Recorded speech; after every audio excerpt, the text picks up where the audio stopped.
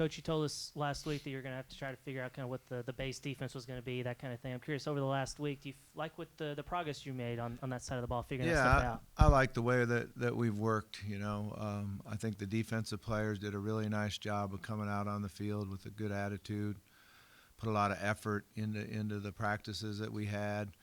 We're very attentive to detail. I thought the coaching staff did a good job of really trying to work hard on the details of what we're doing. So it was a good week of practice.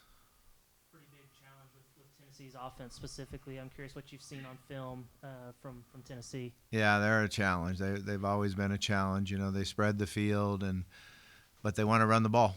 So the biggest challenge is how do you defend the pass and stop the run.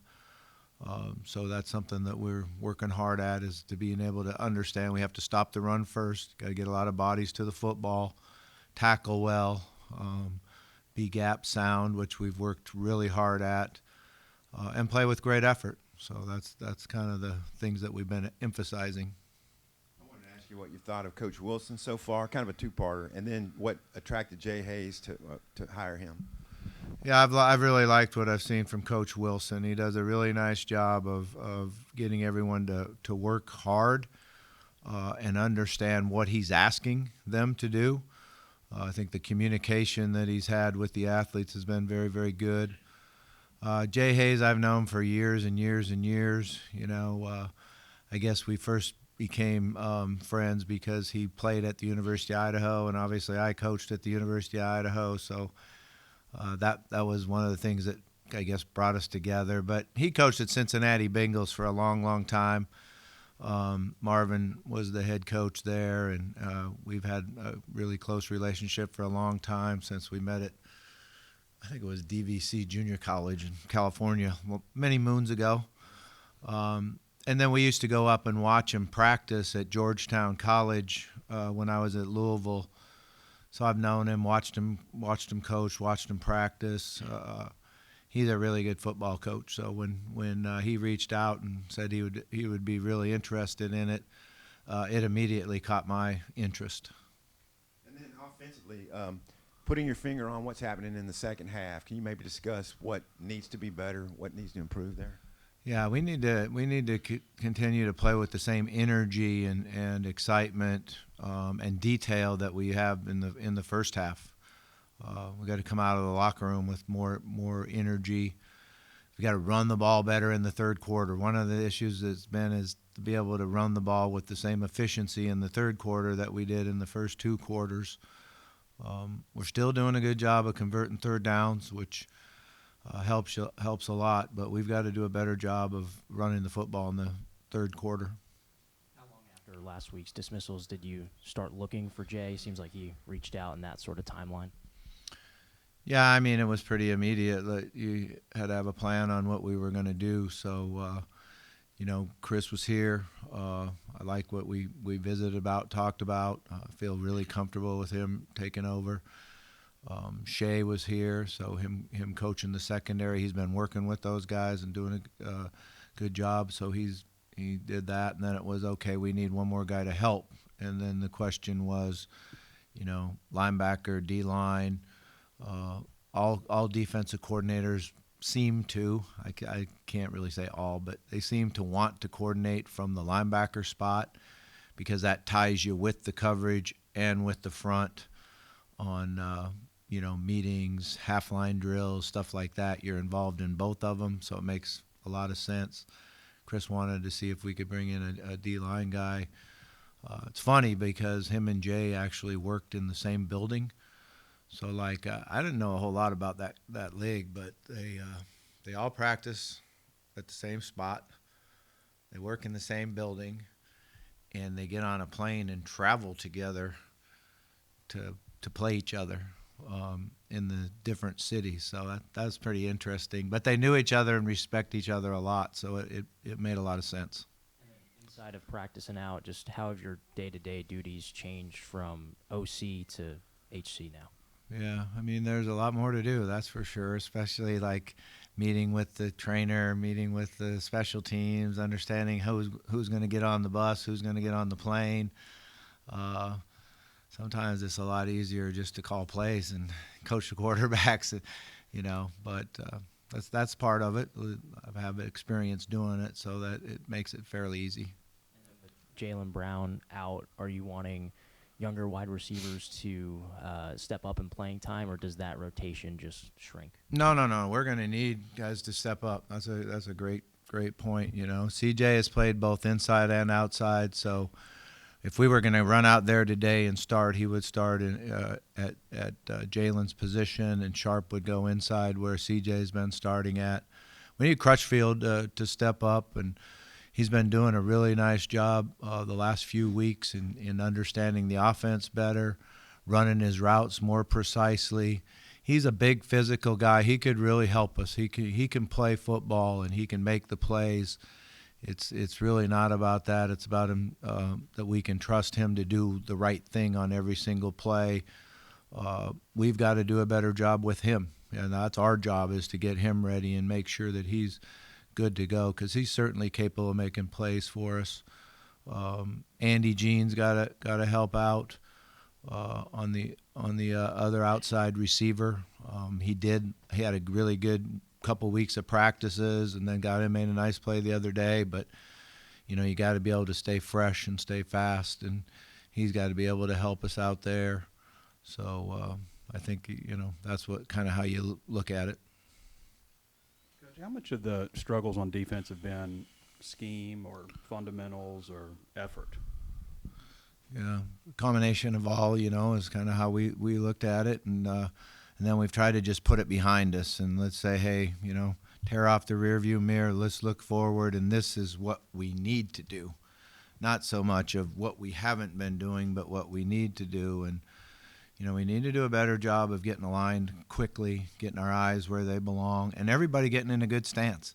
I'm a big guy of stance. I think that football is, starting point is that I'm in a proper stance and my eyes are right. So we've been drilling that and working hard on it, and they've improved on it. Then you got to get off. If you're a D lineman, you got to beat the offensive lineman to his technique. Usually up front, whoever gets to their technique first has a great advantage to win that play. And it's really about one-play battles between the O-line and the D-line.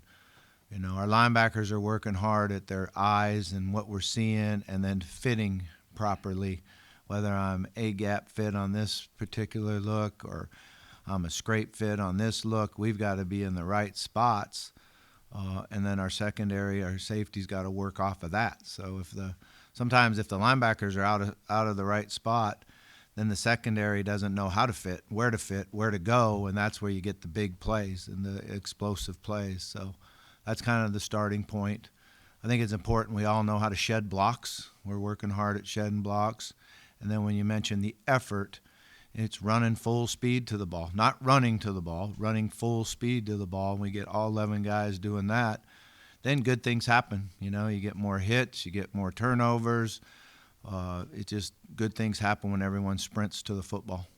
Any looks at possible moving a guy around position-wise, or maybe elevating a guy who wasn't playing as much on defense? Yeah, we've had a week off. We've had not a week off, but we've had a week of preparation, and then we play, Tennessee. So we're not going to talk a lot about what we're going to do with individuals and where they might line up in this first game, just to see if maybe we can get a little bit of advantage there. I get that. Any paths crossed with Josh Heupel or anybody on that Tennessee staff? Not really. I got to go up and watch Coach Heupel coach when he was with Barry. I went up there and spent a couple days their spring ball, and watched him coach and watched him work. But I don't really know him at all. How much have you changed what practices actually look like and how they're run in this first week? Yeah, they've changed. I've always believed this, and I think it's because when I was first young in the profession, a guy told me once, you can only coach what you know. And what I know is the schedule that I like and the way it goes, and so there's some change in that, and there will be. I'm not a big 4-day-a-week practice guy, although we're going to get out there today and sweat and work hard and go. What I normally like to do after the game is bring them back on Sunday night, watch the video, let the vets or the guys that played in the game get out and run. It gets the soreness out. and then practice the young guys and get them to improve knowing the offense and defense and working through that on Sunday night practice. Give them Monday off, and then come back and have a good Tuesday, Wednesday, Thursday schedule of how we work and prepare. So we'll do that after this game. But we have to get out there because we've had 3 days off and really get out there and sweat and, do a quick hour practice and get off the field today. Has anything about the way you do those practices changed from the last time you were head coach here, or has that been kind of the routine your whole career? It changes a little bit because of the roster and the amount of guys that you've had on roster. So what we do is we have a couple periods throughout practice where you practice like you would in the NFL, where the ones go against the twos, but the twos are given the look of the opponent. And that's how the whole practice flows in when I was in the NFL. So it helps you get the speed that you want. It helps you get a better look. It limits your reps a little bit, but it is very advantageous to seeing the type of speed and physicalness that you need in practice. So that's changed since I was here before. And then looking at this weekend's game, with the way these two defenses have played, do you expect another high-scoring game, and do you feel like the team's equipped for that? Yeah, you never know on those. I've went into a lot of games where you thought, oh, man, this is going to be a shootout, and it's at halftime 10-9. So you never know how that's going to play out. So we're certainly, though, I feel like we've got to go in and be able to move the ball and score points. Bobby, somewhat of a follow-up to what Matt was asking, kind of on how your duties change. How does that change on game day? You have so much experience being an offense coordinator, being a play caller, and doing it as a head coach. So how different will this Saturday be than previous weeks or years? I don't think it'll be that much different. I've been down on the sideline and called plays for years and years. I went upstairs this year. I thought maybe I could get a better look at it and to be honest with you, get away from the officials and just be able to focus on offense. So I've got to do a good job of just keeping my poise on the sideline and focus on calling the plays and seeing the defenses and really understanding what's going on out on the field. It's easy to point to wins and losses as a sign of improvement, but realistically to you, what do you want to see that indicates things are getting better? Yeah, I want us to do the process right, do the things that you need to do to win games, and that's our, in our preparation and how we practice, how we go about our daily business, how the players are in the building, in the weight room, and then that gives you the opportunity to win.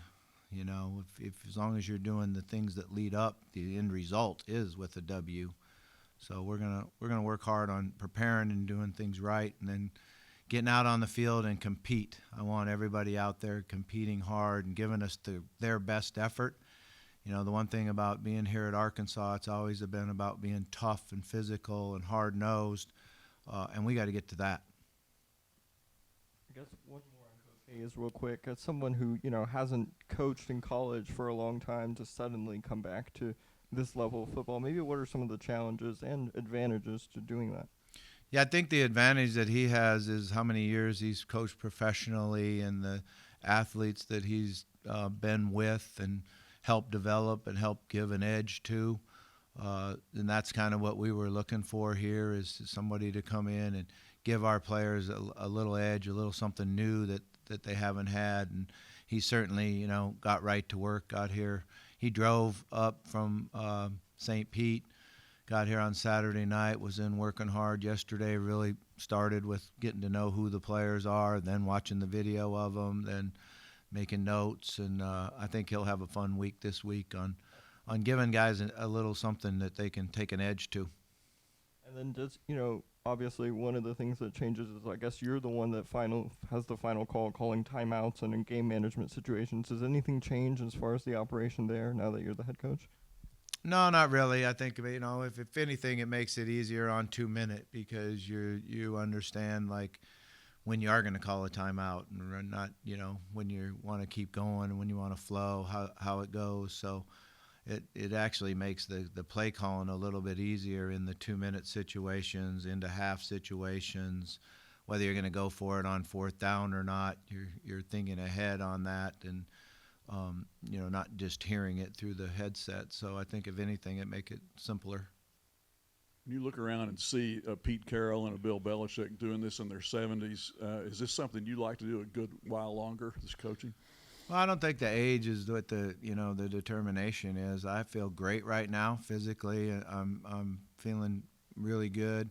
I have a lot of energy. I think it's been fun the last 2 years here with the quarterback room and with Talon and the guys that we have on offense. It's been really enjoyable. So I think my hunger's still there, and as long as I can get up every morning and be motivated and feel great about it, I want to keep doing it. Coach, you mentioned Courtney Crutchfield earlier. I'm curious where he's made the most progress since maybe the spring, and like, what's it say about him that he's stuck with it? You know, a guy getting buried on the depth chart could have easily thrown in the towel, but it seems like he's stuck with it. Yeah, I mean, first of all, when he got here, he was out of shape. So he spent spring of really going, oh man, he was heavy. He had a little bit too much adipose tissue in his stomach area, and he worked extremely hard in the summer. I was really proud of the way he came back in the summer on the percent of body fat. His weight was way down, and all of a sudden now you looked at a guy that had a hard time going 5 plays in a row fast. Now he's going 8 plays, 9 plays in a row, and getting in a position where you really like to see him. It took him a little bit of time to learn the offense. That's understandable. Young guys, it's harder than, say, like Blake, who's been through in 3 different installations, and now you pick things up a little bit quicker because you learn how to do it. But I do feel extremely excited about Courtney and his abilities, and now he has the understanding of the offense. I'm looking for him to get out there and make plays for us. I want to ask you about Antonio Jordan as well. I know he had the ankle injury to start the season. Is he a guy that maybe could, as the season goes on, maybe work into that rotation as well? Definitely can. You know, we were really excited about his camp and how he was playing. He's an outlier. You know, there's not guys that are that physical size and that ability and can turn their body and jump in the air and make catches. He had a really bad injury, really bad ankle sprain. He's come back on it, and he's shown a tremendous amount of toughness. It's still bothering him a little bit. I'm thinking this week, 3 days off, might help him a lot. But there's no question he's going to be a tremendous player here. I know you never went to Neyland when you were here. I don't know if you did at Auburn, but I know you went in 2023. Is that the only time you've ever been? Yeah, the only time I've been there. What do you think about that environment, 100,000 plus? It's awesome. It's awesome. You know, you always want to go into a hostile environment and have fun with it and go. So I felt like, you know, at Ole Miss we did a really nice job of handling the noise, the communication, knock on wood, didn't have pre-snap penalties. I thought the experience for Talon and those guys were right on. So I feel like, you know, we'll go in there and handle it well. I'm optimistic we'll go in there and handle it well. It is different. It'll be louder. It'll be more hostile than Ole Miss was. But we've got to do a good job preparing for it. And what that says is that you come off the practice field with a headache every day because that noise you play out there is awful. Rocky Top. No, you don't play that. But just the noise that you have to make, you know, between plays and all that, so you can call the play, and it makes for a stressful time, and but it's fun. Tyler Wilson has said this, and I think I remember it too. It's been a while since I've watched one of your practices, but it felt like everything was kind of centered around the quarterback, like everything kind of flowed with the quarterback. Is that an accurate statement? And if so, what is your philosophy on that? Yeah, that's an accurate statement. I always see the practice through the quarterback's eyes, and how do we get our quarterback to outplay their quarterback. I think that's the starting point of how you win a game is our quarterback outplays their quarterback. We got a great chance to win the game. So we try to always set practice up that, you know, the progression of practice is as the quarterback goes. And that's different than how it's been, I guess. A little bit, yeah. I mean, that's not going to be a whole change different, but yeah, it'll be different. I think Morgan Turner's swapping places with you in the box. What were the conversations with him like? Did you approach Colby at all, maybe, about that? Morgan's been up in the box with me up there, and also Dylan, who does a really nice job. We've been communicating, the three of us up there. I'm not going to move Colby up there because he has responsibility on the sidelines that he's been doing a great job with. So we'll just keep it the same guys up.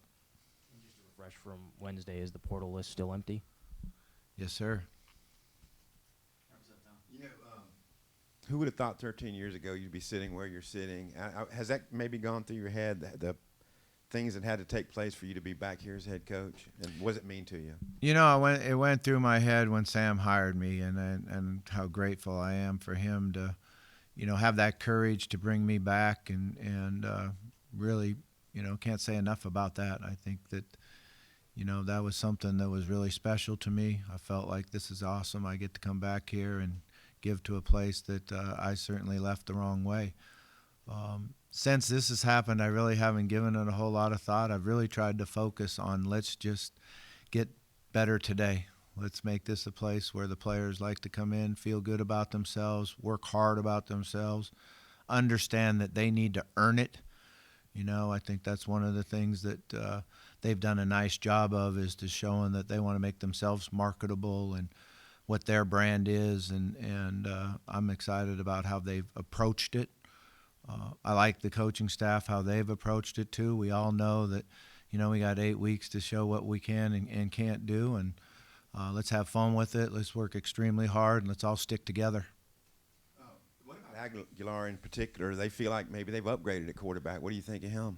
He's a good player. You know, he's got tons of experience. He understands defenses and coverages, and we've got to try to make him uncomfortable. And then I don't think analytics was quite around in 2012, but it's certainly advanced since then. Your fourth down philosophies in general, are you more aggressive? Do you think you'll be different than the way Sam was on fourth downs? Well, I haven't been very aggressive this year on fourth down because we have actually 0. So I've been trying to, you know, prepare for that and see, okay, if it's 4th and 1, what do you do? 4th and 2, what do you do?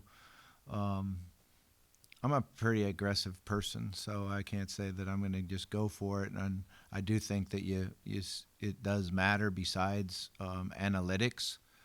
You know, I think it matters who their Mike linebacker is, who our right guard is, matters who their left defensive end is, who our tight end is, and you know, it's not just a computer game where you punch it in and say, analytics says go for it. It's a good way to hide when you make a bad decision, you know. So maybe I'll say that on 4th and 1 if we get stopped. I'll say, well, analytics told me I should go for it. But I'm not going to do that. I believe in the players. I think it's a player-driven game. Coach, appreciate you. All right. Thanks, guys. You had 3 in the last game. 3 what? 1 for 3 on fourth down. On 4th down?